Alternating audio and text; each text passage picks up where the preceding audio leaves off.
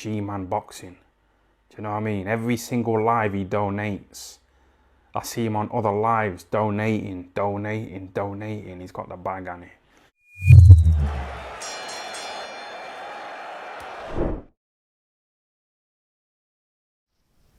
Alright people, review of the week time as always. Video is sponsored by the Hit Company. Thank you once again for being on board. It means an awful lot to me. Let's talk a bit about boxing. So, we had two shows on over the weekend. We had the show in America, the PBC show, and we also had the Sky show last night. So we're going to start with this. Now, I didn't see every fight that was on this card. I seen Tyler Denny versus Brad Pauls. Very good fight. Tyler Denny once again proving that just because he's taken a few L's in his career, it means absolutely nothing. He is looking very, very good. I believe he's going to be mandated now to fight for the British title. And even this fight, like, I gave him every single round. And a couple of the judges had it closer than it would. I think two of the judges had it 97, 93, thereabouts. And it was, I really I couldn't find a round to give to Brad Pauls, truth be told. You know, I thought Tyler Denny did a very good job. So he's going to be mandated, I believe, to fight for the British title against Denzel Bentley, who was actually making a mandatory defense. Well, not mandatory, I say mandatory. He's making a defense of his title against Kieran Smith. That's going to be on the undercard of Joe Joyce versus Zhilei Zhang. That in of itself is a very, very good fight. I mean, that Joe Joyce Zhilei Zhang card is shaping up to be quite a decent card. So, obviously, that fight there alone, the main event, is a good fight. It's a very good fight. And then you have Denzel Bentley versus Kieran Smith. Now, Kieran Smith, his sole loss, I believe, I don't think he's lost since, but he lost against Troy Williamson, and it was a big knockout loss, but it was in a fight, and it's even more kind of harsh on Kieran Smith because that was a fight that he was arguably winning, and I think it was the 7th or the 8th round. He got caught by a big right hand from Troy Williamson and taken out. Him against Bentley is going to be a good fight. I'd be making Denzel Bentley favourite, but Kieran Smith he's a live underdog, let's put it like that. In terms of Zach Chelli versus Anthony Sims Jr., very good performance by Zach Chelli. Again, going from strength to strength to strength. Anthony Sims Jr., he had that run where he was being promoted by Matchroom.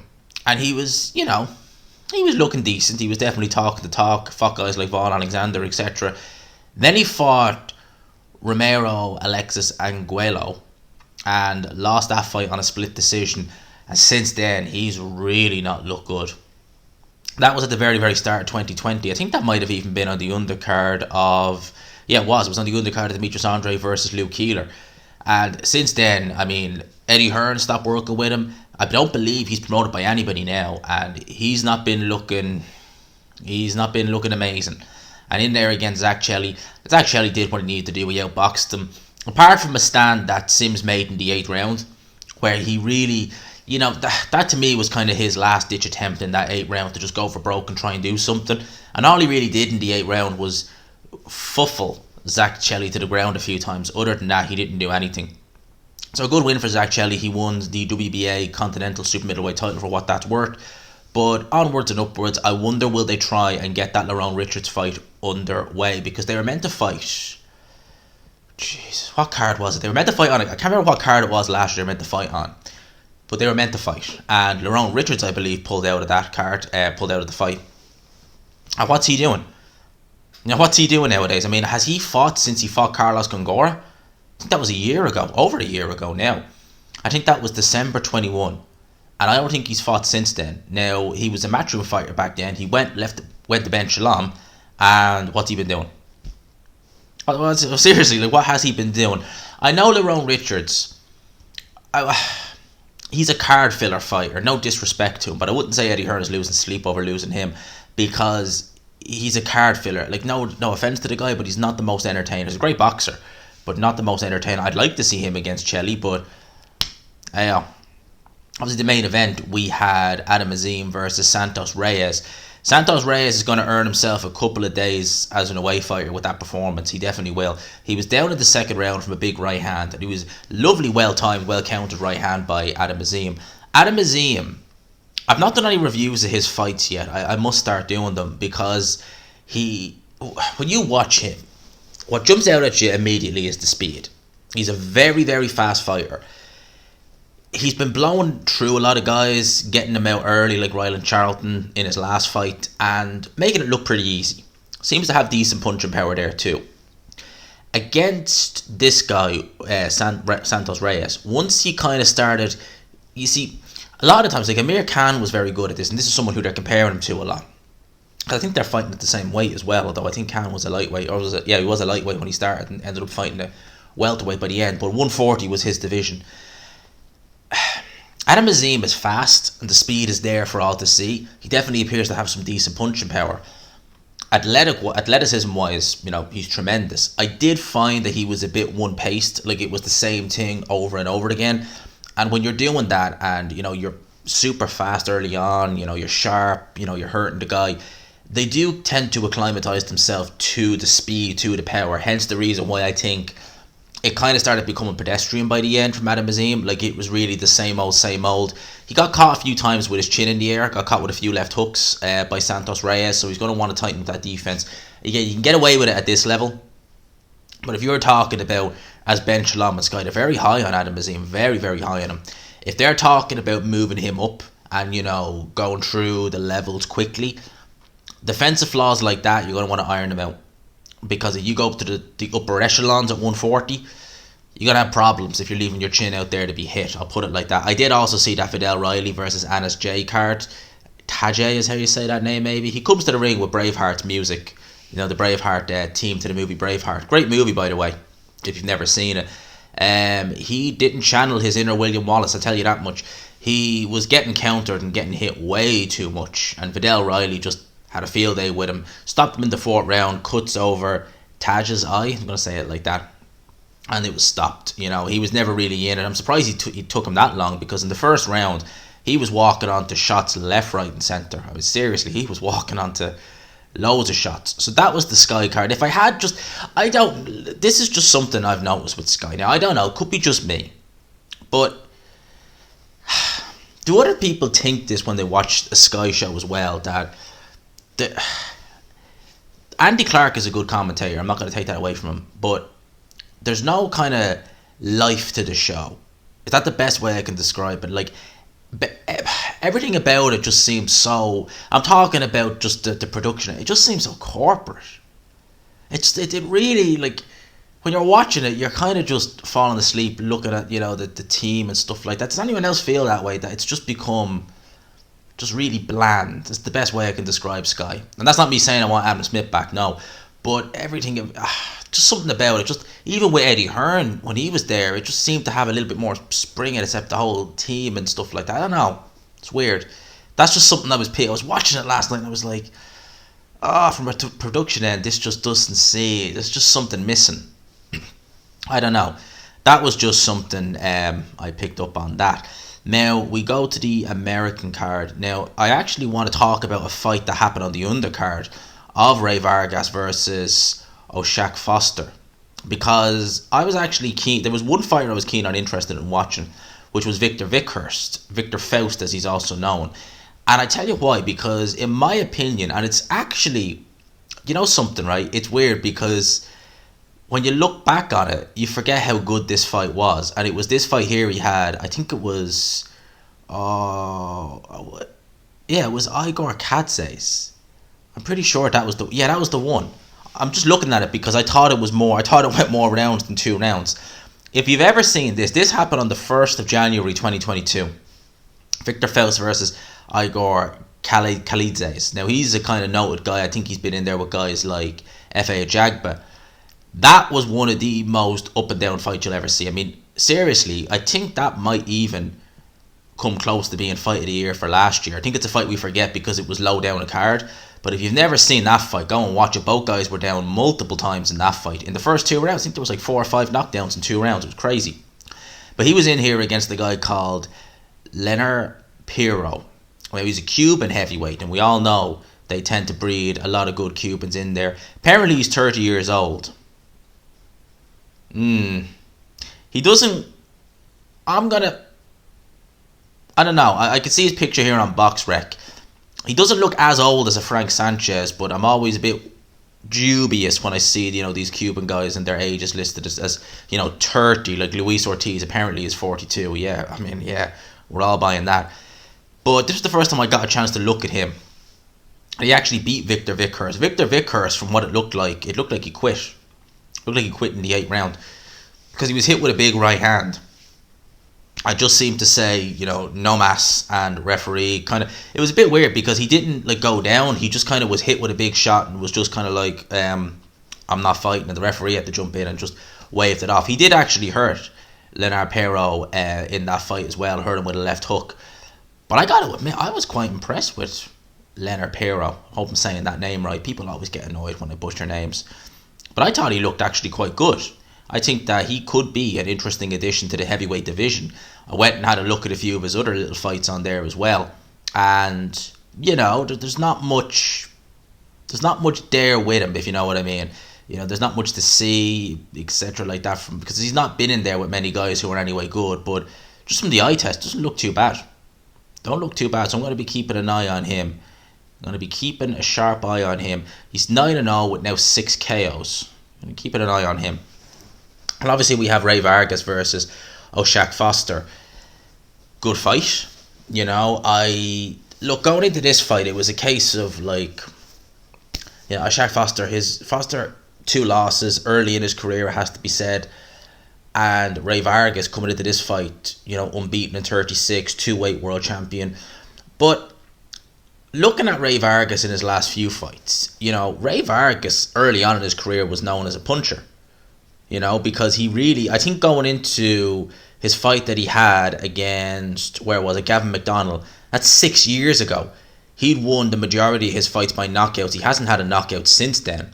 And, a lot of people felt against Mark McZeo he was a kind of a shaky performance. And that was a featherweight, moved to super feather. And, I felt Foster did the better work. The 119-109 scorecard, I think that's fair to have an eyebrow raised at.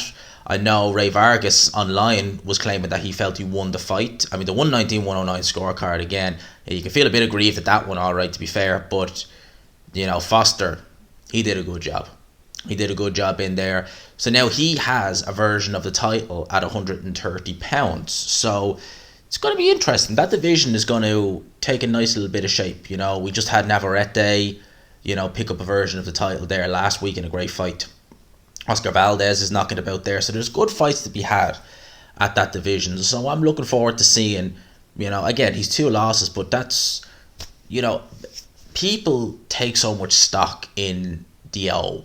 The O is amazing. If you lose the O, you're garbage. Well, that's not necessarily the case, So that was the cards that happened over the weekend. Let's get in and actually talk about the news. So, where do we start? I think we will start with, let's start with Josh Taylor.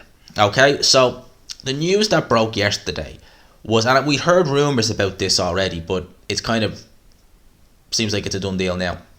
So Josh Taylor versus Teofimo Lopez, reportedly a done deal, targeted for May the 27th or June the 3rd at Hibernian's Easter Road Stadium in Edinburgh.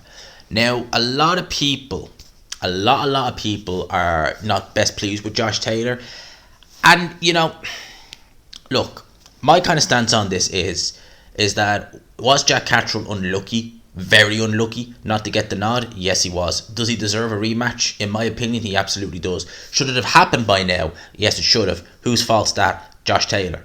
I think Josh Taylor has strung Jack Catterall along in many ways. And I think as well, Josh Taylor, the whole, he had a wedding, then he had this, it was like, then he had this injury, that injury. To me, I call BS on a lot of that, because, especially the foot injury, because he seemed absolutely fine and dandy at the Eubank Jr. fight.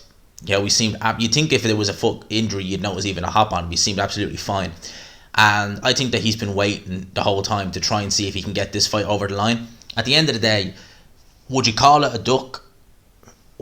Me, I determine a duck like this. Has Josh Taylor decided to swerve Jack Catterall and fight someone else? Yes, he definitely has. But has he decided to swerve and fight someone easier that doesn't benefit him in any way? No, he hasn't. He's fighting a pound-for-pound guy, for all intents and purposes, if you count the franchise, he was undisputed at 135 pounds. Tremendous fighter in Teofimo Lopez. A tougher fight in every aspect than Jack Catterall, and a bigger money fight as well. So, in that sense, you could say, well, look, should he have rematched Catterall? Yes, he should have. But he's fighting a tougher opponent. So where, like, that's the kind of grey area with it. Had Josh Taylor come out and said, you know what, I'm not fighting Jack Catterall, I'm going to fight O'Hara Davis, well then I think he deserves the pitchforks at the ready.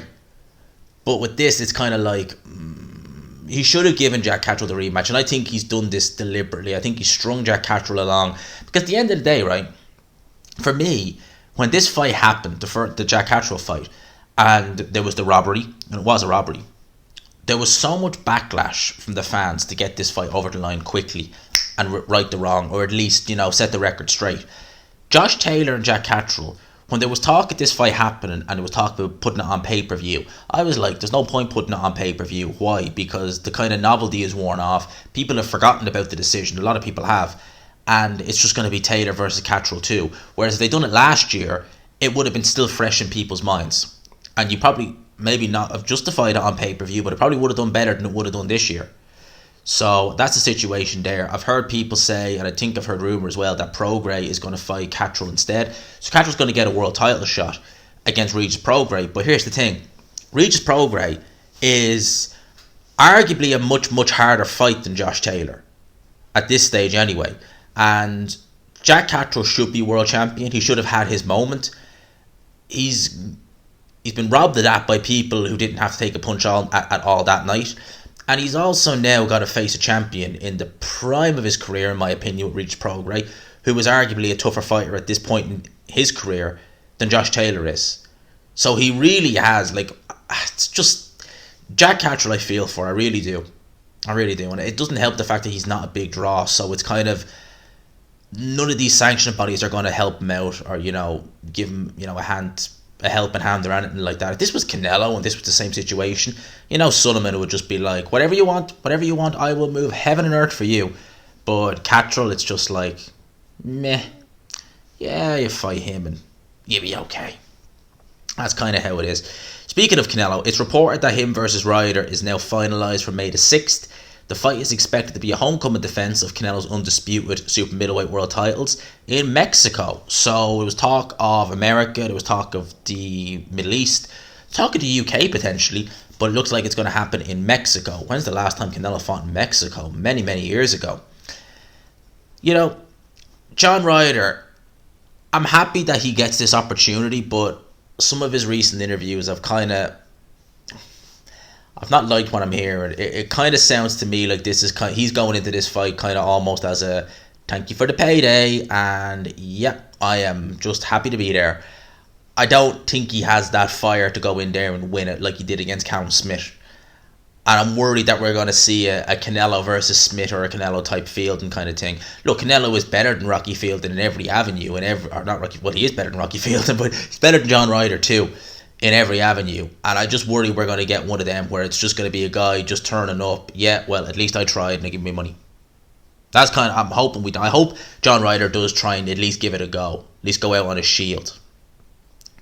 Gervonta Tank Davis and Ryan Garcia are now reportedly back on track and could be announced this week. PBC have sent over a new contract which will allow Golden Boy to lead the promotion if Ryan Garcia wins and Tank Davis activates the rematch clause. I was watching Ade's video earlier today and he was mentioning that it's likely that this is going to take place on Showtime rather than DAZN. So it's going to be Tank Davis versus Garcia handled by Showtime, and obviously if a rematch happens, DAZN would handle said rematch. Well, Golden Boy are with DAZN, so they'd handle the rematch. So, interesting. I'm happy we're getting this fight over the line. I really am looking forward to seeing this fight. I think this is a great fight. We need these types of fights. At the end of the day, right, we can moan all we want about Josh Taylor not fighting Jack Catterall, but let's just think of it like this, right? Potentially we're going to have Tank Davis versus Ryan Garcia, right?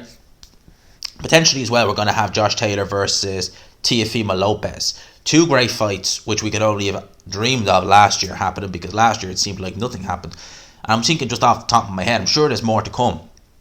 You know, I'm hoping there's more to come with this next headline, but hey, I'll get to that in a second.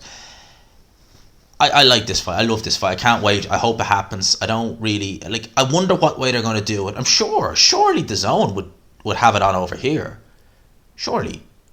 You know, because obviously we don't get Showtime in this part of the world. So for us it would be, well, I mean, a lot of Showtime cards actually come through on Is it Fight TV? One of those apps that you can do the pay-per-views on. Obviously, I don't do the pay-per-views for them, but surely it would have to be on DAZN. Surely that would be pay-per-view in the States only. In fact, it would definitely be pay-per-view in the States only, because Garcia and Davis are nowhere near the names they are over this side of the pond that they are in the States. So surely DAZN, I would imagine, have international rights to it. Well, you imagine that. But in the US, I'd imagine Showtime. So we'll wait and see. Surely it would have to be on DAZN over here. Definitely. In terms of a fight that we're hoping gets made, now I want to talk about some of the comments that was left on the video in this. Fury versus Usyk reportedly now most likely to take place in England rather than Dubai, if it happens at all. It's claimed there is a long way to go in the process to agree a deal which will financially satisfy both men. A lot of people have the pitchforks ready and they're going for Tyson Fury if this fight doesn't happen. Now, look, I'm holding out hope that we still get this fight. Maybe it's the optimist in me, I don't know, but I'm holding out that we get this fight, right? If there is a stumbling block, right, I'm just based upon experience, based upon knowing the type of guy Usyk is, well, not knowing him personally, but never having issues with contracts or anything like that, and asking for this fight any chance he gets, I would suspect that if anyone holds this fight up, it ain't going to be Oleksandr Usyk. But I'm not going to go with the pitchfork at the ready and go, saying X, Y, and Z until then. I'm going to hold it a little bit, see how this plays out, because I'm not going to go in on Tyson Fury and say it's his fault completely without knowing the ins and outs. At the end of the day, if this fight gets rectified, both guys are happy and it gets announced, happy days. If we hear some absolute nonsense about 70-30 and yet people still come and say, he's a man of the people, it's like, how do you even defend that? Like, the level of awareness is just, it's funny, but in a bad way. But hopefully we don't get that. Hopefully I'm not doing any videos about that. I'm doing a video instead saying, yeah, lads, Tyson Fury, Oleksandr Usyk, signed and sealed. Let's go. Hopefully I'm doing that, not the one I'm afraid to do. Because it means that this fight's not going to happen. Let's hope that doesn't happen. Now, this is interesting right here. Deontay Wilder is now reportedly fielding offers from promoters for his next fight, with his team bringing up potential Francis Ngannou clash. It's claimed there is frustration between Wilder and PBC over money for a proposed Andy Ruiz fight. Interesting. That's very interesting. I wonder what the issue there is. So Shelley Finkel, Team Wilder, not happy with the money that they're looking to put up for the Andy Ruiz fight. At the end of the day, Wilder's last fight was on pay-per-view, but if the reports to be believed, it tanked. They lost hand over fist on the Luis Ortiz rematch, I don't think the Brazil fight was pay-per-view, to be fair, but without the right dance partner, Wilder isn't a pay-per-view star. He's not. So they have to, in fact, there's no way they're not. PBC aren't just taking a loss on Wilder. They are probably taking a shellacking in terms of a loss at the gate, on buys, on how much they're paying Wilder. They have to be losing hand over fist. I mean, people talk about DAZN and losing money and stuff like that. I imagine PBC are going through. Think of it like this, right? Wilder, not a big draw, not a big name, not a pay-per-view star without the right dance partner, but he's getting pay-per-view level money, and they're probably not even coming close to making a profit. So surely PBC are looking at that and thinking, we're still a business.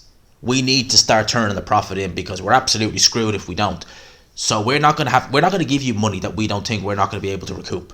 And maybe Wilder's just, being himself and just thinking, oh, well, you were paying me more for this fight or this fight, you're not paying me it now. I'm sure they're probably thinking, hang on a sec, we can't pay you the money you want because we can't lose all that money and not recoup it. It's going to be interesting to see if promoters start going, because Wilder, I mean, he was with Golden Boy, left them.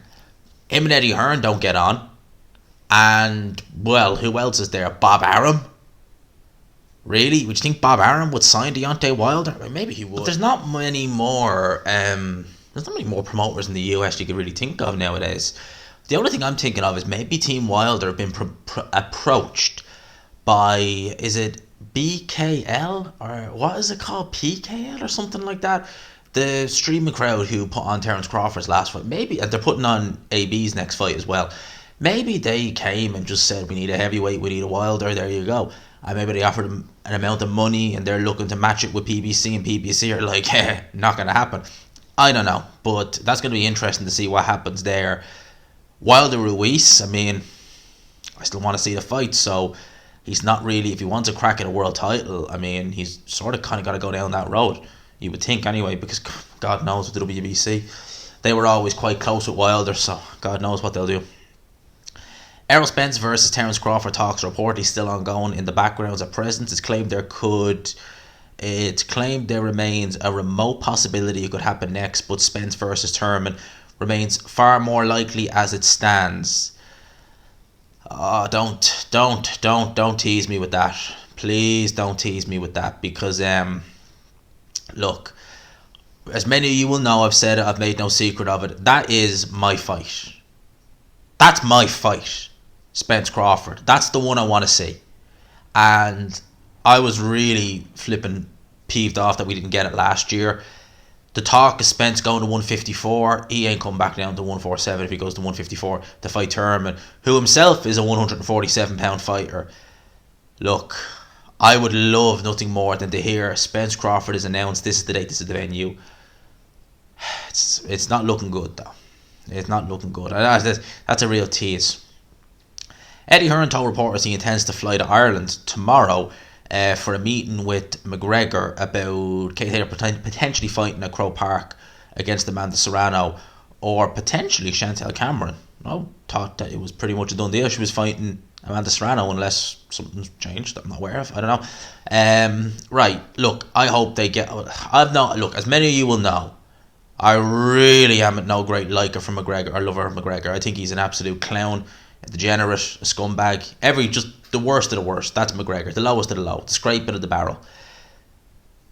At the end of the day, I want to see Katie Taylor fighting Croke Park. I want to see Croke Park have a big boxing match, have a big, event. I want to see it be great for the country. It'd be great for boxing in Ireland. It would be tremendous, and I'd love to have that in the biggest venue we have here, which is an 80,000+ seater. I think it's 83,000 capacity, and I'd love to see it. So a part of me is kind of like, as much as I don't like the guy, I kind of hope he can almost help out with this. I know he's always had a little bit of respect for Katie Taylor, but I hope he can really I kind of hope he does sort us out with this one. I really do, because I like that. Look, I want to see Katie Taylor fight in Dublin. I want to see her fight in Croke Park. I think that many people have never seen Croke Park, but it's full and it's rocking. It's a spectacle. That's what I will say. It's a spectacle, and smack bang in the centre of Dublin, it's going to be fun. It's going to be really, really, really fun. Now, finish it off with this, because I don't know how much battery life I have in the phone, so it could be hit or miss. Joshua, a lot of people have still been mentioning the fact that he mentioned that he's coming back to boxing for money. He seems to have a bit of a different... A lot of people talk about the fact that they know it was a bit of a different mindset in him, that he is kind of... How would I say it? He's a bit different in his mentality, and I don't know, I like the fact that Joshua is mentioning, that look, he's after money. He's not shying away from it. He's saying that's what it is, and the kind of humble thing is kind of going. I think that's a good thing, because that was always I always felt that just a bit cheap and tacky, because that's not how fighters are. And at the end of the day, he's a prize fighter. They want to get paid. He's not doing it for free. I mean, there were so many people who were upset where people were saying, how can you say he's only fighting for what? Why does anyone get in the boxing ring and take shots to the head? It's not just for the love. A lot of fighters do love it, but seriously, they want to get paid. They want to get paid, and they want to set themselves up for life. Joshua is, but he still wants more zeros to add. Nothing wrong with that. Nothing wrong with saying it. But the reason why I say this, the new mindset of Joshua, he kind of was trying to come across like that going into the Usyk rematch. And in the rematch, again, he reverted back to type. So, he was saying, what was it? He was saying that, how was it he was describing it? But you remember when, I think it was just before 22 came around, 2022, I can't remember what he was saying, but he was really bigging it up that, I'm going to go in for the jugular, I'm going to go in for the kill. And it was the same. He was better in the rematch, but it was the same outcome, if you get me. Even though it was a similar scorecard, technically he was better in the rematch, but he never really pushed the action on Usyk at all. So Joshua with the comeback, I don't mind him saying that it's for money. Obviously that's the whole reason why he's there. In terms of him becoming champion again, I think I'll talk about that more in a live tomorrow. I'm planning on doing a live tomorrow evening, Monday evening. So we'll talk about that more there. Oh, by the way, I must add as well, Lee Wood versus Lara is this week. Looking forward to that fight. Watch along. Yes, we're going to do a watch along this coming Saturday. Lee Wood, Mauricio Lara. I think I seen the actual. I don't even remember installing it, but I think the DAZN app is on the TV now. So that's good, because that means that it makes the watch along easier having it on the TV. So I'm pretty sure I seen it on there. So hopefully, I don't even remember installing it, but apparently it's there. So hopefully we'll be able to watch it on the TV. If not, I'll use the phone, one or the other, or the laptop, one or the other. I will watch Lee Wood, Mauricio Lara. In terms of everything else, I think that's pretty much it. Certainly in terms of recent news. Obviously we know about the DAZN price increase. I've already talked about that in midweek report. I don't have a big issue with it personally.